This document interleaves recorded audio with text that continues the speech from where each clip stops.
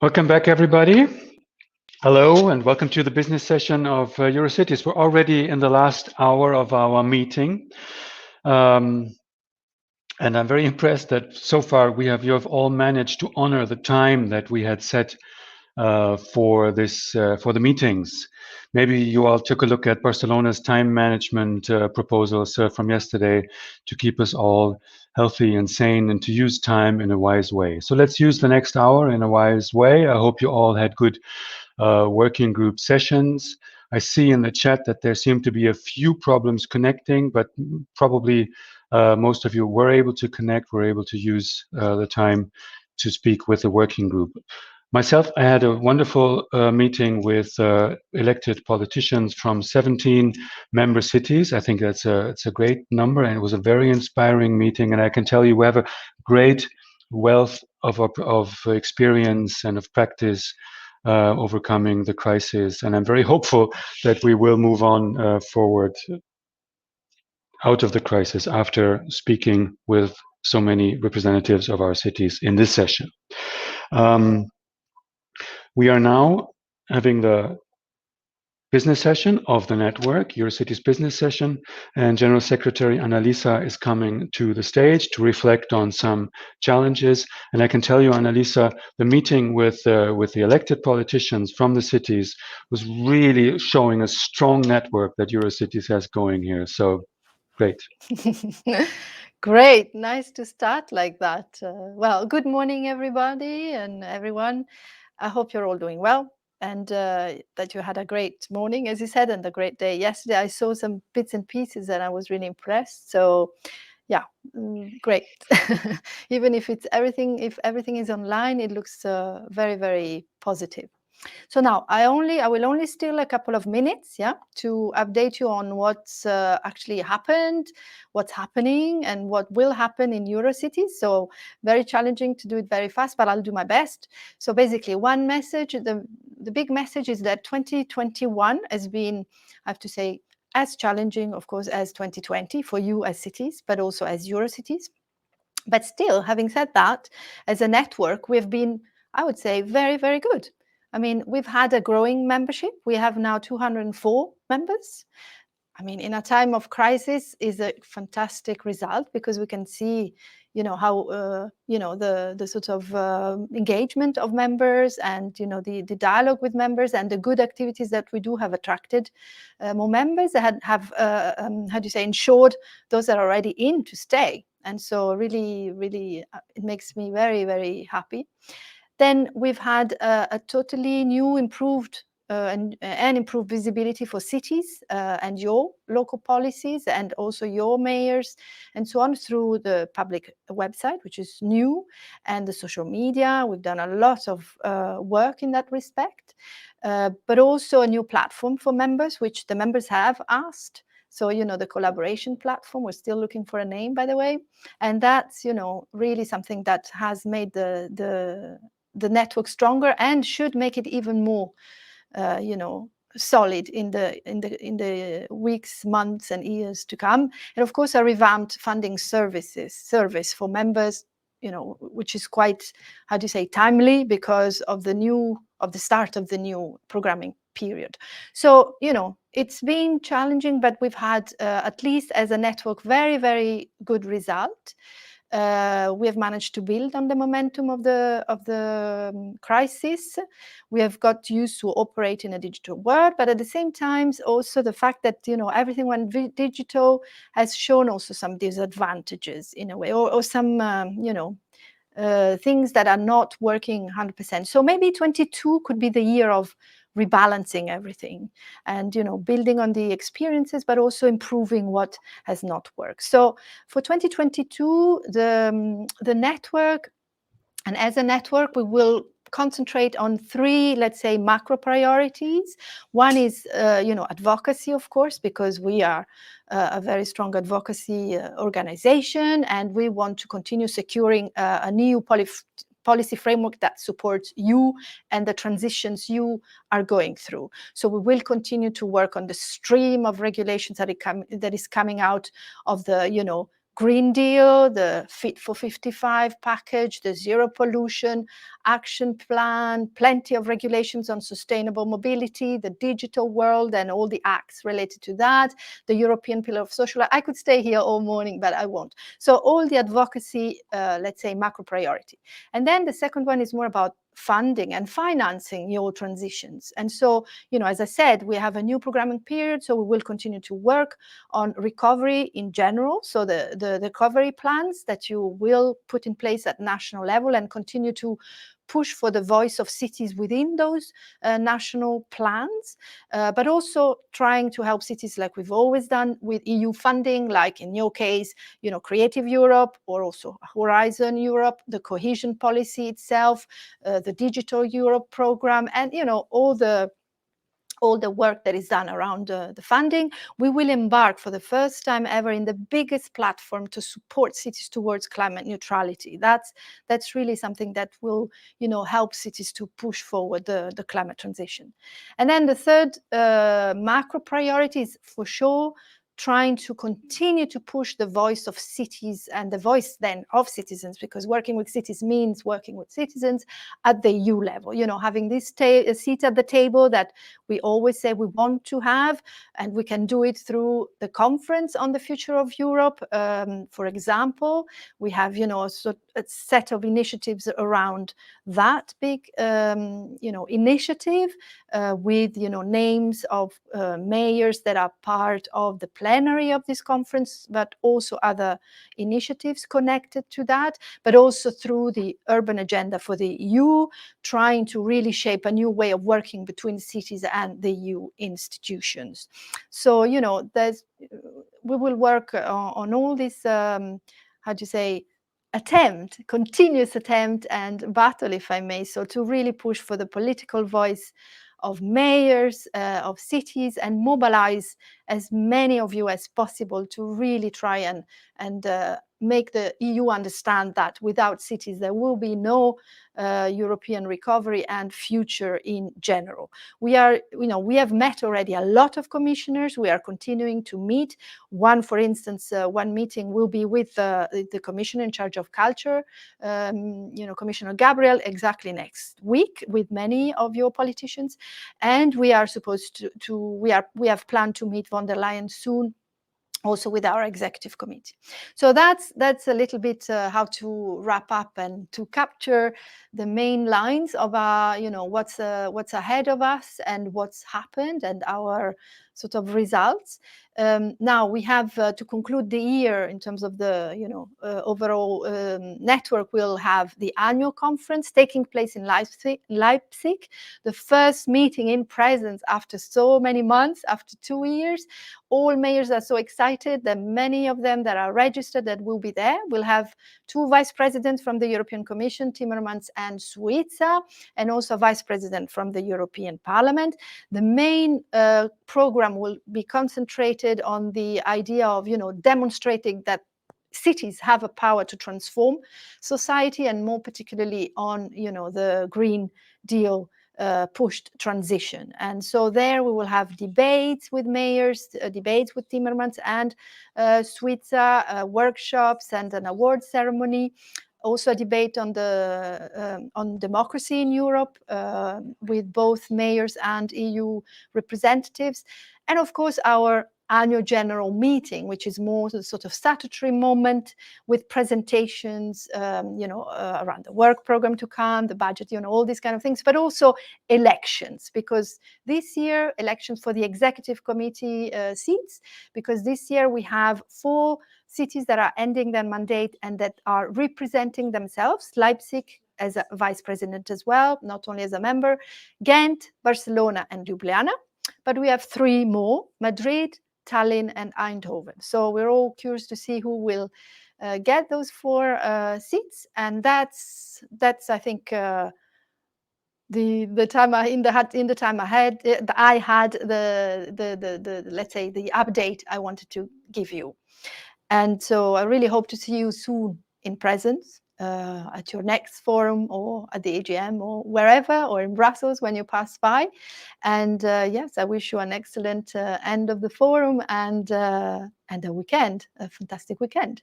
So I now give the floor, I think, to Susanna for telling us what is also expected in terms of the annual conference that next year will be earlier, because as you remember, we have changed the statutes, and now our annual conference, actually from next year, our annual conference will take place in June and not in November anymore.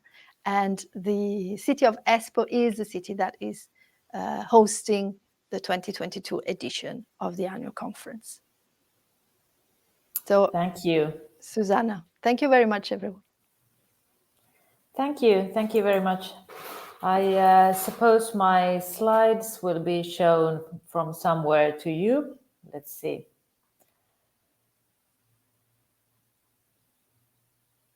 Here we are. Okay. Dear friends, it really feels kind of stupid not to be together with all of you. I really wish I could see you and be with you and feel you. But I really hope that day will come soon. Anyway, I will give you a short, just a few minutes presentation about the Eurocities Annual Congress, which will be held in Espoo in 2022 and in June, as Annalisa just said. Please, next slide.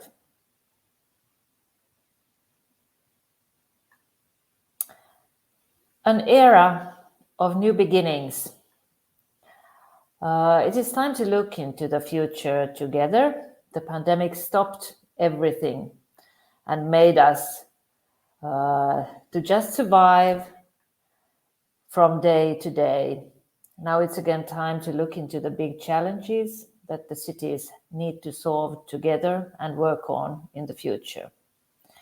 Espoo 2022 will be about the bold ideas, the ambitions for cities of future, but also about concrete tools helping us to get there. Our conference in Espoo will have 3 thematic parts: dream together, act on what is to be done, and lead the change, and maybe more precisely focusing on the climate change, which is a big mutual challenge for all of us. The central guiding principle of the AGM in Espoo will be doing together. We will invite you to find new ways of making a difference, not just as individual cities, but as a European network and a global movement of cities. Next slide, please.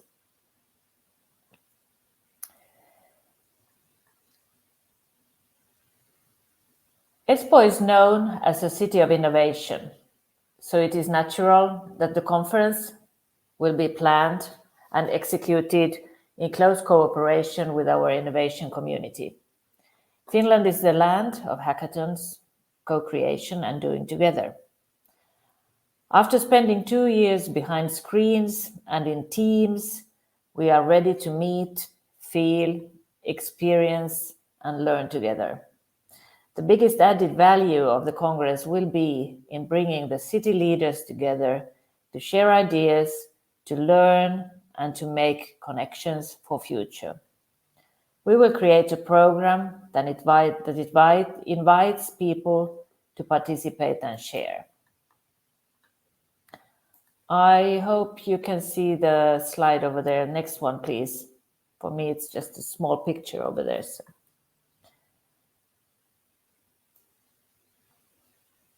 Thank you. As we are looking into the future in Espoo 2022, an essential part of the AGM will be the voice of the next generation. We will introduce a mentoring program for mayors called the Future Mentors. In next spring 2022, the mayors will have the possibility to have a young mentor from their city to learn about the way of thinking and the hopes and fears of the next generation.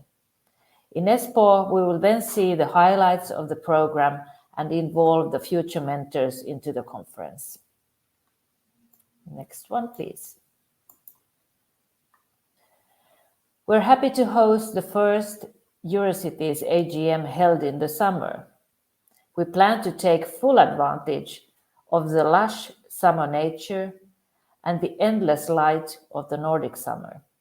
We believe that taking people out of the usual conference setting will spark new ideas and interactions powered by the magical Nordic light.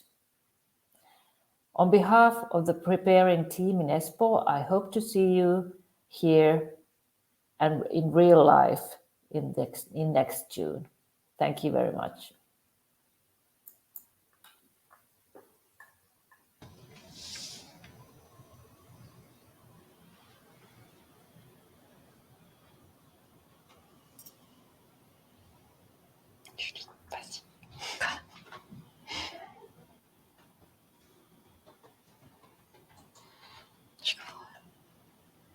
Okay, I will go on. Cecile and I will update you with latest European policy activities on culture. We will try to be very brief and concise, and in any case, you will find more information either on the now famous Eurocities collaboration platform or in the email that you regularly receive from our culture team.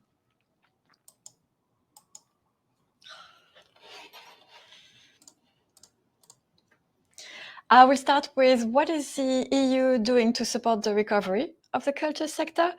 As you may know, the cultural and creative economy lost about 31% of its revenue last year. These are figures still to be confirmed, with the performing arts and music as the most impacted sectors. So at EU level, in order to support recovery in member states, you may have heard about the Recovery and Resilience Facility that will support investment. All member states, almost all of them, have now submitted their specific reports explaining how they intend to use the money of this Recovery and Resilience Facility. And of course, culture is totally eligible. So there is at the moment no exact view because one or two countries still haven't submitted their reports, but we estimate, and these are figures from the European Commission, that in those future investments at member state level, at least 9 billion euros will be dedicated to Europe. And there are 3 countries that really have mentioned culture and strong willingness to invest in culture. These are the Czech Republic, Italy, and France, with very high figures. The European Commission has also been very flexible regarding European capitals of culture, which have been severely affected. So there has been a kind of reshuffle in the years of the title. For example, Rijeka and Galway were European capitals of culture until 2020, but they have been extended until April this year. Novi Sad in Serbia was supposed to be capital of culture this year, but will be next year. And Timișoara and Elefsina in Greece will have the title and run their specific programs in 2023 instead of 2021. So, of course, in order to give more flexibility for preparation and, of course, to have the, hopefully, events totally open to the audience. Of course, the EU is also supporting the recovery of the culture sector, previous slide, through its usual funding program, but there are, I would say, a couple of good news. Next slide. Yeah. The first one is regarding Creative Europe. The new program was launched in June this year, and the good news is that there is much more money. There's an increase of 60%, which is really huge, and there is less admin. So there will also be easier rules, higher co-funding rates, simplified administration.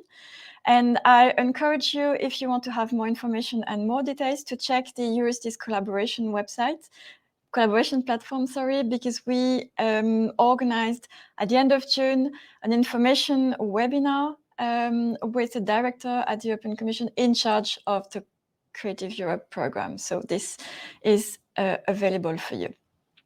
And next deadlines will be in September 2022. Something new as well is the forthcoming launch of a KIC. KIC in the EU jargon stands for Knowledge and Innovation Community. And this one will focus on the cultural and creative sector and industry. So KICs are thematic partnerships, and there are already, I think, a dozen at EU level, some on climate change, on urban mobility. So there will be one on cultural and creative industries. KICs are thematic partnerships grouping together businesses, universities or research centers, and local authorities. And the objective is to all together develop new products, to create new and long-term jobs, and to train entrepreneurs from the sector. So these are really big budget, big projects. There will be a call out at the end of October with a deadline in March 2022. And I think there is already online European Commission website, a kind of marketplace for cities or partners willing to be involved in thematic partnership. And I know that there are a couple of Eurocities members already getting ready for this new and exciting opportunity. And the last funding program I wanted to talk to you about is also a good news regarding Horizon Europe, which is a very large research and innovation funding program. There is a new cluster called Culture, Creativity and Inclusive Cities. There were deadlines, well, there are deadlines for the beginning of next week, which is obviously too late if you haven't started working on those calls, but I wanted to highlight a couple of forthcoming calls with a deadline next spring. One very interesting about the European music ecosystem and how to support the music industry also at local level. One on cultural heritage and climate change. This is really a topic that many cities are working on at the moment. One on traditional craft for the future, so using traditional knowledge and cultural heritage assets for new jobs and new skills, and a couple of calls regarding the new European Bauhaus. And that's a good hook to my next point. I wanted to briefly update you about the new European Bauhaus. You may have heard about it. What is it? It's a concept. The Commission calls it a movement launched by the Commission President von der Leyen last year. And the objective is to bring a kind of cultural dimension to the European Green Deal. And you may know that the European Green Deal, the objective is to have the EU carbon neutral by 2050. So the EU's ambition is to create beautiful, sustainable and inclusive places, products and ways of living. So this might sound a little bit blurry, but here are more information.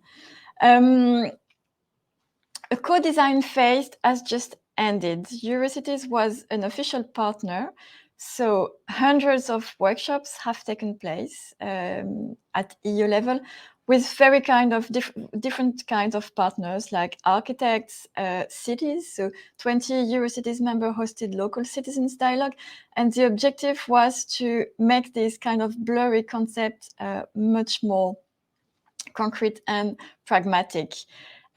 This is being done in a delivery phase that is starting now. So if there is no specific budget for the European Bauhaus, there will be many European calls for proposal from existing programs dedicated to launching new ideas around this new European Bauhaus. And this includes a new annual prize. The first prizes were awarded 2 weeks ago to many local projects, especially I'm thinking now of projects in Italy, Spain, and Portugal. You can find much more information on the European Bauhaus pages of the European Commission website. And of course, more information on the Eurocities collaboration platform. That's it for me. So I now give the floor to my colleague Cécile. Yes, thank you, Julie. So I wanted to give you a brief update on Cultural Heritage in Action, which is our peer learning program we are running at the moment at Eurocities. Many of you have already participated in Cultural Heritage in Action online activities last year. So far, the project had an important impact on capacity building at local level, with more than 250 participants in online peer learning visits. And now we are cooking at the moment a new program of peer learning with new opportunities for members. So Cultural Heritage in Action will continue in 2021-2022 with a focus on 3 new topics. The first one is recovery and resilience through cultural heritage in a post-pandemic world. And this connects well also with what we have been discussing so far in Tampere Forum, COVID-19 consequences on the culture sector, health and well-being, long-term recovery, etc.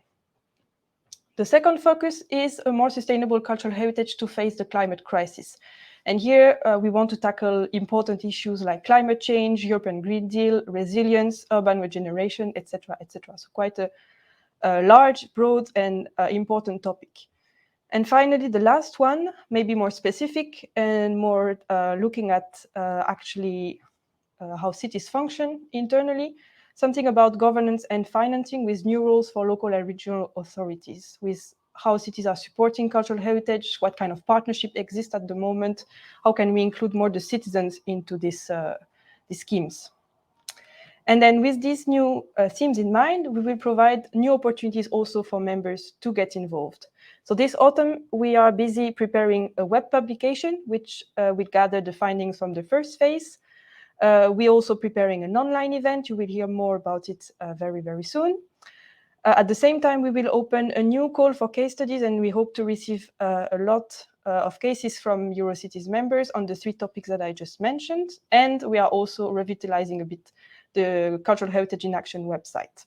And then for next year, in 2022, we will start a new program of online and hopefully on-site activities, notably 5 on-site peer learning visits in host cities and regions to be chosen still, plus in parallel to all this, online workshops and seminars. So don't worry, you will hear more details about all this very soon. And now I want to give the floor to colleagues in Lille for a sneak peek at the next Culture Forum, which will be next October 2022. We have with us Marie-Pierre Bresson from Lille. Hello, thank you to give me the floor.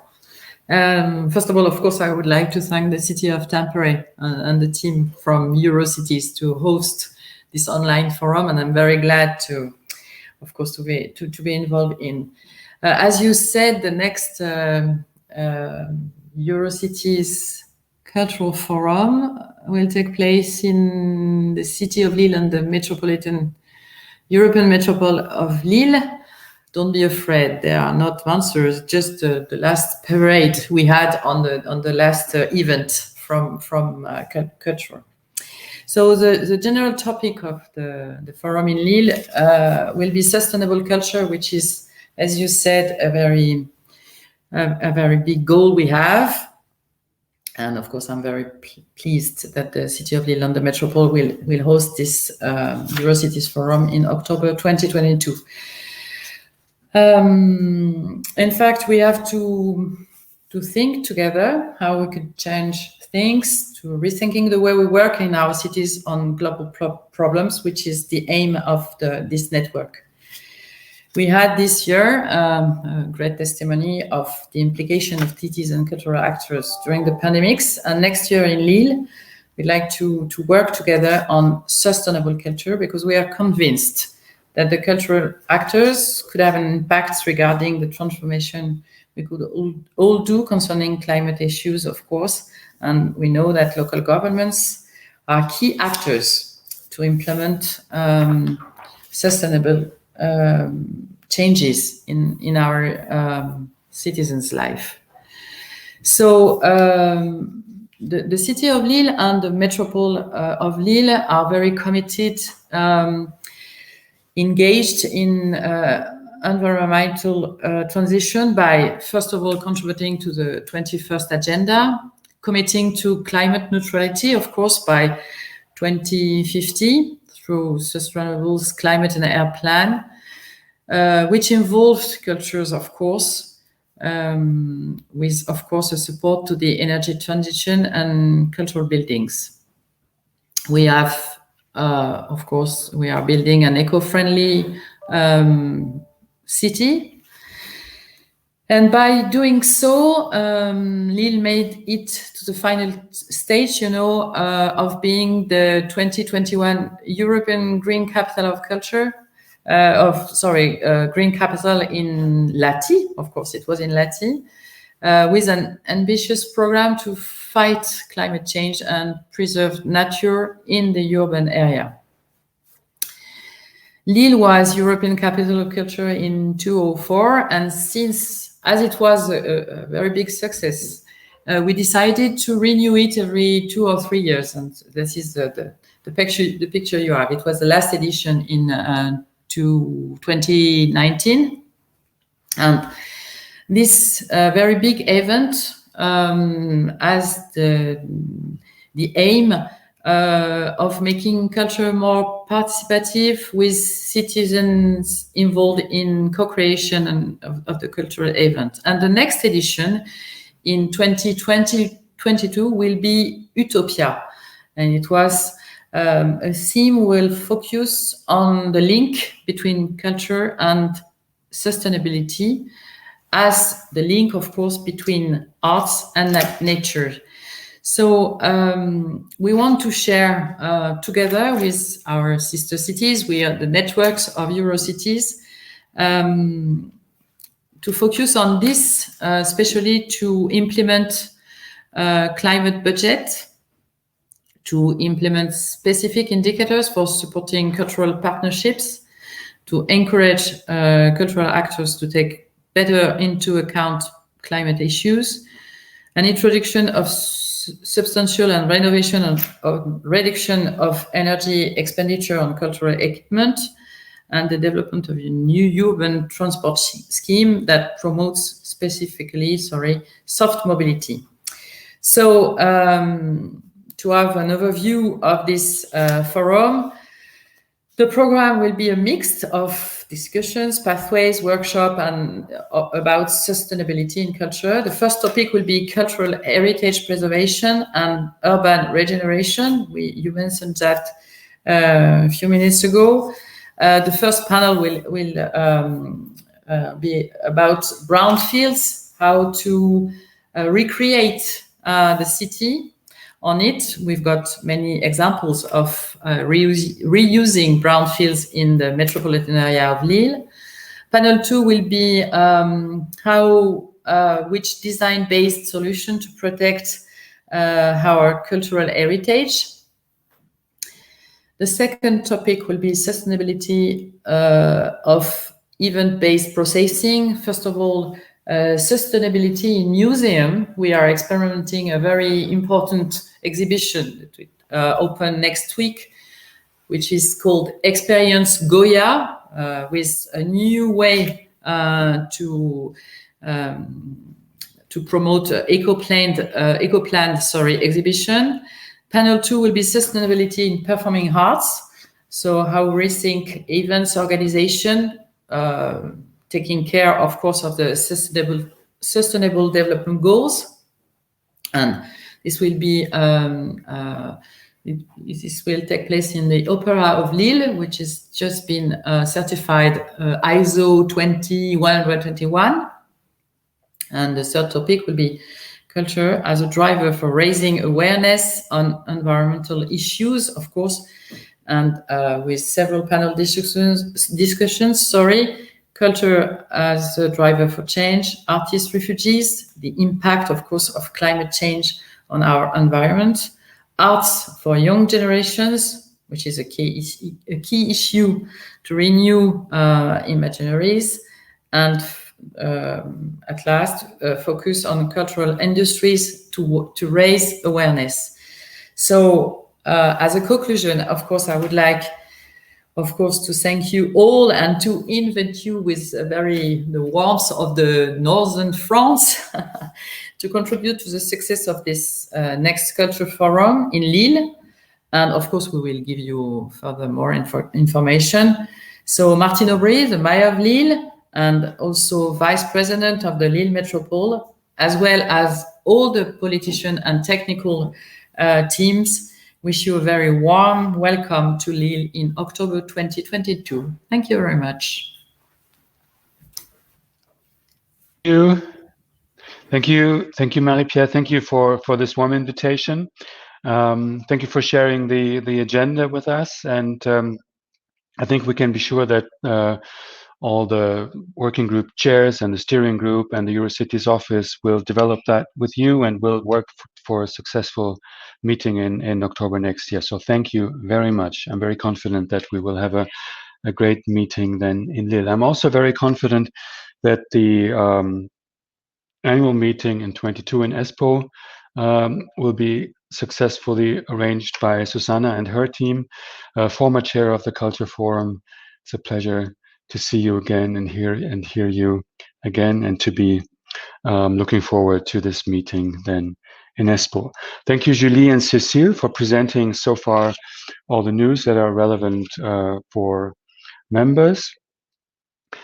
I think we've said it in the beginning, and Anne-Catherine has mentioned it in the beginning. We're very happy that even in these challenging times, the network of Eurocities is growing.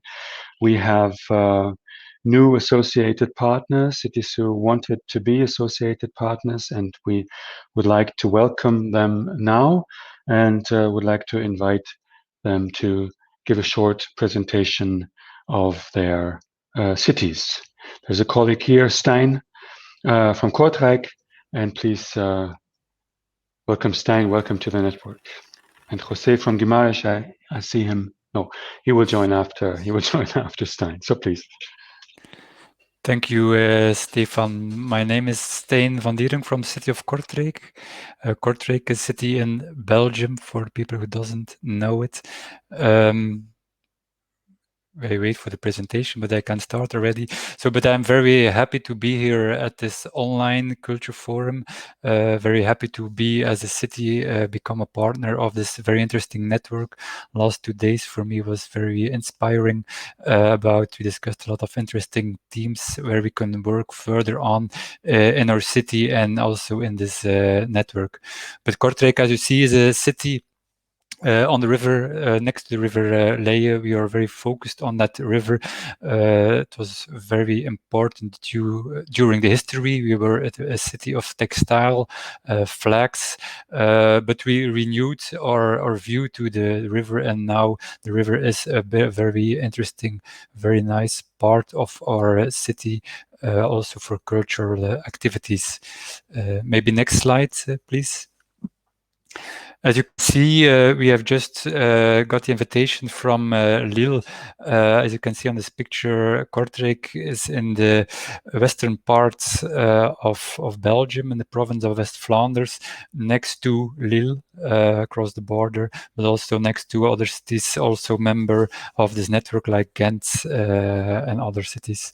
But situated on the border, next to the border, not only with France but also the border with the French-speaking part of Belgium, is very defining who we are. Kortrijk is a compact city. We have 77 inhabitants, but we are also part of a regional cooperation in that part of the province with when we count 300,000 inhabitants. And we also part of the European metropole Lille, just told about, Lille, Tournai, Courtrai, where we count almost 2 million inhabitants. So we are part, as a compact city, part of growing network from regional to international, and also now in this Eurocities network. Next slide, please. Kortrijk is since 2017 also part of the UNESCO Creative City network in the field of design. That due to our history of transformation and innovation, like I said, the textile industry who fall down, and then the entrepreneurs in our region created a whole new economic system about creativity and design thinking. So we are still a creative region with a lot of interesting and entrepreneurs, and also high school education systems. But the interesting thing on being a member of this design of Creative City Network is that we use creativity as a tool for sustainable change in the city. And since 2010, that idea is getting stronger and stronger in our city, and it's also the base of our future improvements on culture and base for our cultural strategies in the future. Next slide, please. You can also know us as from this project, Emma the Small Giant. This year in April, we were host city of a peer review visit with Emma or Giant. It was a project that was selected as one of the 30 good practices in the Cultural Heritage in Action program because it was a reinvention of cultural heritage, Giant heritage, but a reinvention and a real co-creative and participation process with a cultural organization called Bolwerk. And the peer review visit was our first experience with this Eurocities network, and was a first step to become a member in this network. I think there is a video also on the Expo part of this platform where we talk about the projects and how it became this. But looking in the future, maybe next slide, Kortrijk is also a city with a lot of cultural ambitions. So our policymakers decided a couple of years ago to go for the title of European Capital of Culture in 2030. Several other cities, Belgian cities of the network, are also going for the title, so that will be an interesting competition. But what we are doing now is preparing for the bid in a way that we created this kind of machine. It's the DURF 2030 machine. DURF means dare. So where we try to do a lot of experiments, where we use creativity, where we use arts as a tool for sustainable change in our city.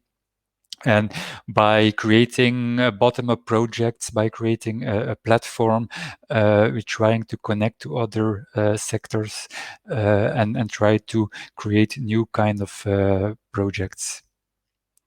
Next slide, please. This is one kind of a project we did. So DURF means dare. So we invite a lot of people, citizens, neighborhoods to participate and to create new bottom-up projects. And so we create a new platform of organizations and citizens on the field of creativity and art as a tool for change in the city. So that's for all for this short introduction of Kortrijk. I'm glad to see that next year we can go to Lille. That's not that far for the next European Eurocities network. So I think we can meet there, or maybe further earlier in one of the workshop meetings. Thank you. Thank you, and welcome to our new associated member. We'll move on to the next presentation of a new associate member. José from Guimaraes is here. Welcome, José. Thank you. Well, first of all, I'd like to thank Tampere for this cultural forum, and also Eurocities for the opportunity of this presentation. Next slide, please. And the previous slide, you have seen the next, please. Just to tell you something about Guimarães. Guimarães, those are our main landmarks in our history. Next slide, please. We are the, as we say, the cradle of the nation, because the main historic events that led to Portuguese independence have taken place here in Guimarães. Guimarães has been the first capital of the city, not in the 11th century. It's a mistake, sorry, but on the 12th century. The municipality has around 240 square kilometers and about 160,000 inhabitants. And also we have a very, very important role in economy in the country. Historically speaking, with leather, and nowadays with textiles and lots of innovative industries. Next slide, please. So in 2001, our historic center was inscribed on the UNESCO World Cultural Heritage List. This is really a really important and decisive landmark in Guimarães history, because our historic center was almost something of a black hole in the city. No one ever dared to go to the historic center, and nowadays our historic center is really our living and our dining room, both for locals and for our visitors. We are a very, very important tourist destination in Portugal, due in part to the symbolic meaning of Guimarães as cradle of the nation, but also because of our heritage and the way we rehabilitate it. In 2012, we have been one of the European Capital of Cultures, along with Maribor in Slovenia. And in 2013, we were European City of Sport. Next slide, please. So we go on trying to boost our local agendas through applications to Europe. And in 2020, we presented our application to become European Green Capital, because we have really a really bold and strong green agenda that is starting to encourage people to develop healthier lifestyles and a sustainable coexistence between man and nature. We have lots of works going on, trying to encourage people to adapt and adopt more sustainable ways of living in the future. Okay, so those are some pictures of our historic center and some of our cultural events. As you can see, we always have lots of participation by our public. We have a cultural agenda that is now almost 30 years old. Next slide, please. Our the municipal's cultural policy is based fundamentally on the idea of culture for all. We have still a long way to do in bringing culture for everyone, because our municipality is a very large one as far as area is concerned, and there are very small villages around the great city of Guimarães. And so it's very difficult to bring culture for all, but this is one of our main goals. As I told you, the European Capital of Culture in 2012 has been really an epicenter that marks after and before in the history of culture in Guimarães. And to give sustainability to the cultural project, there are three main dimensions that have been added with great importance: education and training, local artistic creation, and internationalization of cultural projects. Next slide, please. So first of all, education and training. We have a very, very strong appeal towards training in arts and all the arts, and we are opening exactly this year. We have rehabilitated an old theatre that will become a center for the education, mainly in theatre, music, and arts and design. We are always trying to boost our local artistic creation. In fact, Guimarães has always been a very great city for audiences, but we are trying to reach much more than that. We are trying to boost creation, local creation, and so to support local artists. And then next step, to internationalize our cultural projects through the presence of them in important international programming and circulation networks. Next slide, please.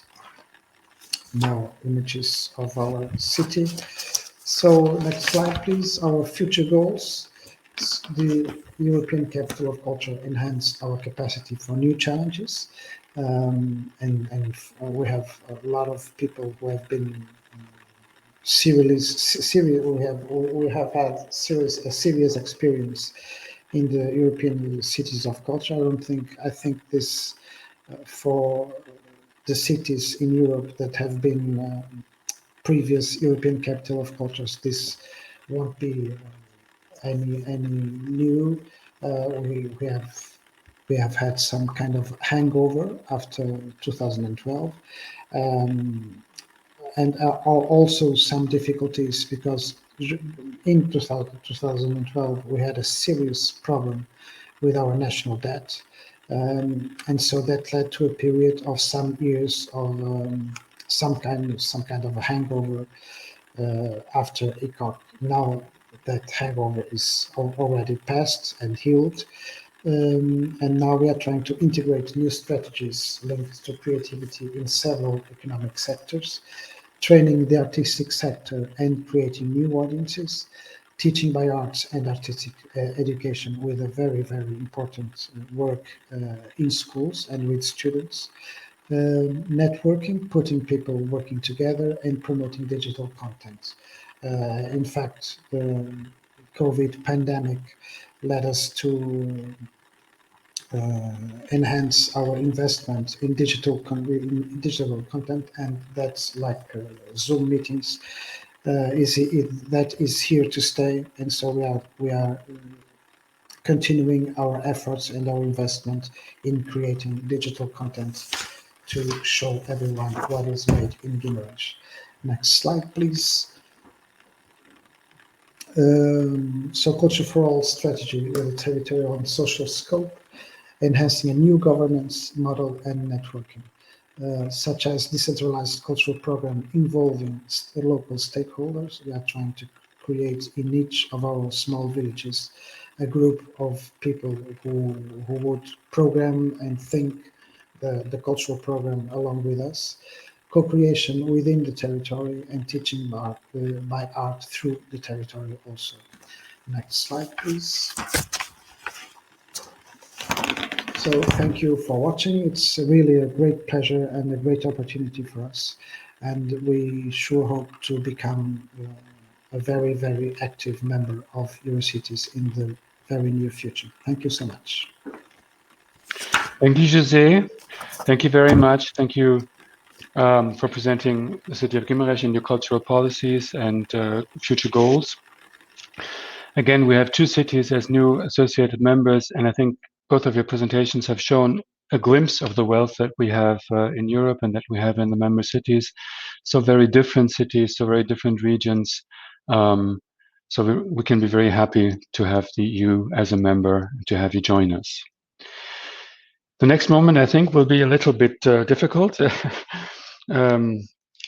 in this forum. It's the last moment. Some closing words. I want to say thank you to everybody. I'm looking forward to the way we keep on working. I'm looking forward to a meeting we want to have in November to set strategic points and next plannings for the next year.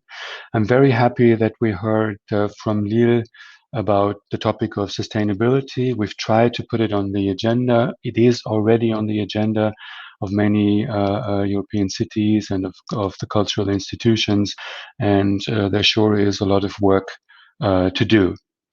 So this is what we will work on with the steering group in November.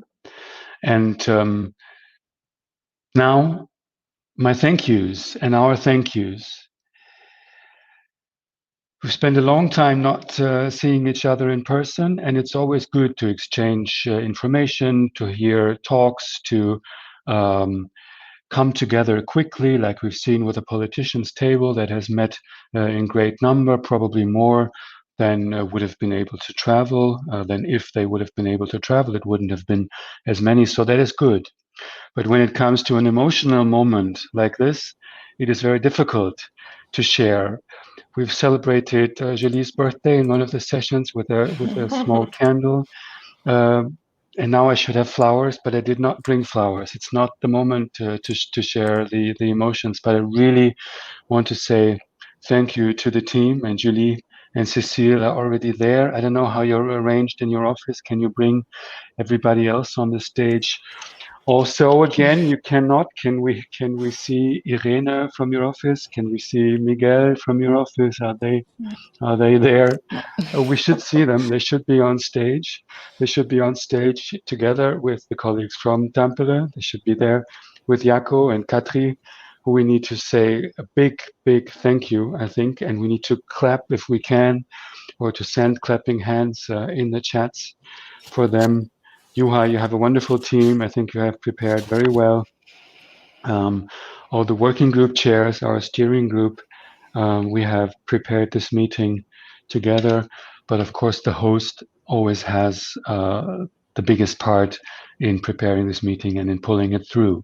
We did here, and Tampere now did online. It was a first, I think, a complete online forum meeting for the Culture Forum, at least. I think other forums have done that, and I think we have all managed very well. It's not a real meeting, and we don't want to learn that we will never meet, that will be so sustainable that we won't travel at all. But we need to make wise choices, I think, about when it is really necessary to meet and to travel, to talk and to discuss, and to make ties and connect also in emotional ways. That is important. So thank you all. Thank you for all your comments. Thank you for all your input. Thank you for attending, for spending the time, for taking the time, for giving us this experience that we can meet in different cities, in different weather, in different time zones. On Monday, we'll have a meeting with the Commissioner Maria Gabriel, and Katrin, as chair of the Culture Forum, will be able to attend and to give some messages also from this Culture Forum, which is a wonderful, I think, should I say coincidence that it is happening on Monday just after our Culture Forum meeting, but we can use that timing very well. Julie has prepared this meeting also with the colleagues, so thank you for that. In November, we will meet in Brussels. We will also receive Maria Gabriel here in Dresden for another conference. We can maybe continue the dialogue on this level, and then we'll move on to 2022 and this wonderful network. Very strong network, as we have seen, also with such a large attendance in the forum online. I would like to share a number, but I don't have the exact number. We have been introduced yesterday to how many people were there, and it's really a wonderful moment. So thank you very much. Julie and Cecile are in the picture. I want to please give you the last words, and then we'll have to say goodbye. I think the last word will be a big thank you to colleagues from Tampere. Juha, Jaco, Katri, and all colleagues who really invested lots of time in making this possible. So a big thank you. Looking forward to seeing you online first, and then at the latest in Lille next October. Dates will be shared later on. So a big thank you, and have a nice weekend. Bye. Thank you, everyone. Miguel says in my ear that it's 110 participants to this culture forum, so it's quite a success. And thanks to Tampere also for making it such a reality. Bye. Bye, everyone. Bye-bye. Thank you Bye-bye. very much. Bye-bye.